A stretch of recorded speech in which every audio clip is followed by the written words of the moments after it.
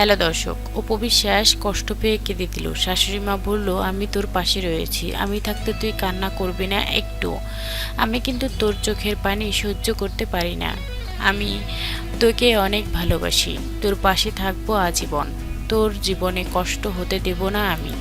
এমনভাবে যদি একটা শাশুড়ি মা থাকে জীবনে আর কি লাগে। ভিউয়ার্স, বিস্তারিত জানতে ভিডিওটি এক মুহূর্ত না টেনে আমাদের সঙ্গে থাকুন।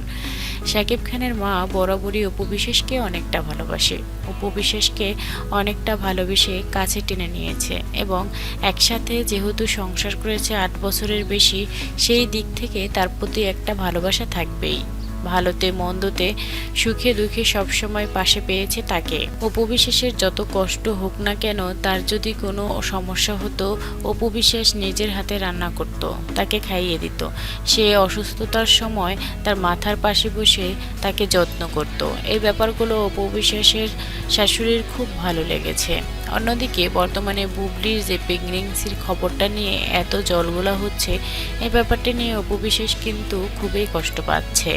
অপু বিশ্বাস এগুলো মেনে নিতে পারে না, কারণ ছোট্ট বাচ্চারা সব বুঝতে পারছে। আব্রাহাম খান জয় এখন ভালো কিছু শিখেছে, এখন তার বুদ্ধি হয়েছে, সে এখন বুঝতে পারে সব কিছু। মিডিয়ায় ঢুকলেই শুধু শাকিব খান আর বুবলিকে নিয়ে নানা প্রশ্ন উঠতেছে বর্তমানে, যে বুবলির এই নতুন অনাগত সন্তানের বাবাকে।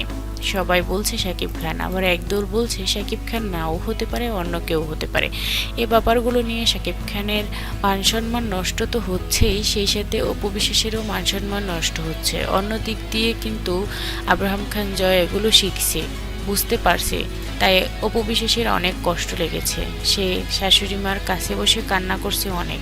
শাশুড়ি মা আস্থা করলো আর বলল, আমি থাকতে তোর কোনো কষ্ট হবে না, আমি যতদিন বেঁচে আছি তুই কষ্ট পেতে দেব না আমি।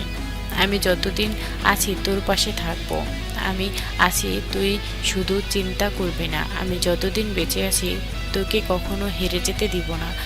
যে যায় বলুক, যার সন্তান যেখানেই হোক না কেন, আমার বাড়ির পুত্রবধূ শুধু তুইই হবি, অন্য কেউ হতে পারবে না। আমার নাতি শুধু আব্রাহাম খান জয়, অন্য কোথায় কে রয়েছে সেটা পরে দেখা যাবে, কিন্তু আমার ঘরের প্রদীপ শুধু আব্রাহাম খান জয়। আমি শুধু তোদেরকে ভালোবাসি, তোদেরকে চিনি, অন্য কাউকে চিনি না। কেউ তো আসে না, সুখ দুঃখ হাসি কান্না সব কিছু ভাগাভাগি করে নিস তুই, কিন্তু অন্য কাউকে তো দেখি না কখনো আসতে আমার বাড়ির দরজায়। তাই আমি থাকতে তোর কোনো কষ্ট হবে না, আমি তোকে কোনো কষ্ট পেতে দেব না। এমনভাবেই আস্থা করলো আব্রাহাম খান জয়ের মাকে অপু বিশ্বাসকে। শাশুড়ি মা অনেক ভালো, এমন একটা শাশুড়ি মা হলে আর কি লাগে।